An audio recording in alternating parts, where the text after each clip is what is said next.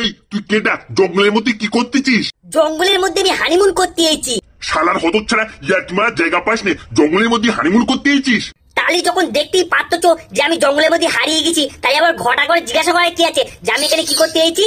তোর নাম কি আর তুই এখানে কি করে এসেছিস? আমার নাম মোবাইল, সবাই আমার ভালোবেসে ফোন বলে ডাকে। তা তুই কি করে জঙ্গলের মধ্যে হারিয়ে গেলি? আর বলো না, দুঃখের কথাখান যে কি করে বলবো। আরে আমার বাবুর প্রচন্ড জোরে হাগা পেয়েছিল, আর বাঁশ বাগানে হাত দিয়ে গেছিল।